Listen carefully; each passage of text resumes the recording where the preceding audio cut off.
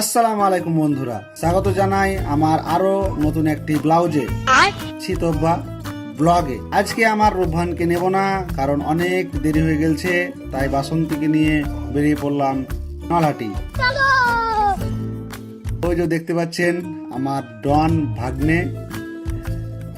Main রোডে উঠলাম, main রোডে উঠে একটা ট্রাকের পিছনে দেখলাম লেখা আছে, এই পৃথিবীতে সবই মায়াময়, কিছুটা ভালোবাসা, বাকিটা অভিনয়। তারপরে চলে এলাম মাছ মার্কেট। মাছ মার্কেটে এসে বিভিন্ন রকম মাছ, কোনটা নেব আর কোনটা নেব না, তাই ভাবতে ভাবতে অনেক সময় পার করেই शाबाश बेटा, बहुत बढ़िया मुन्ना। ফাইনালি মাছটা আমি কিনলাম। কিনে আমার বাসন্তীর উপরে রেখে বাসন্তীকে নিয়ে চললাম সোজা সবজি মার্কেটে। যে মাছ মার্কেটে অনেক লেট হয়ে গেল, কারণ মাছ অল্প ছিল, দাম বেশি ছিল, তাই দেরি হয়ে গেছে। এখানে আমার একটা ভাইপুর সঙ্গে দেখা, সে হাই করলো। তারপরে দেখেন শোনেন গাজরের দাম। টমা নেব, আমি একটা টমা নিলাম, রাখলাম। তারপরে চলে গেলাম পালংয়ের শাক নেব, সিম নেব, তারপরে মটরশুঁটি নেব।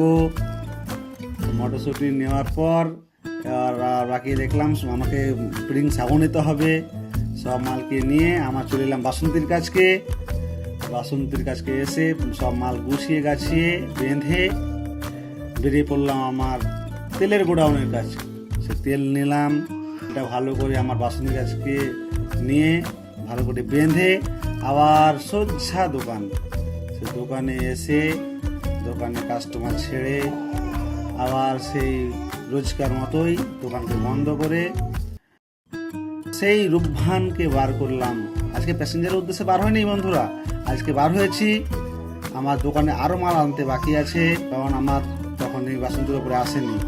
দুজন চেপেছিল রাস্তাতে নেমে গেল, 20 টাকা দিল। তারপরে চলে এলাম আমাদের মাঝনের কাজ, স্লিপ নিলাম। তারপর সোজা চলে গেলাম গোডাউনে। গোডাউনে মাল উঠালাম, আর একটা তেল বাকি আছে, তেল উঠালাম। তারপরে সোজা চলে এলাম মুড়ি মিল, মুড়ি উঠালাম। তারপর রাস্তায় ডোনাল্ড ট্রাম্প ও মোদির সঙ্গে দেখা, দেখেন। তারপরে চলে এলাম আমার দোকান, মালটা নামিয়ে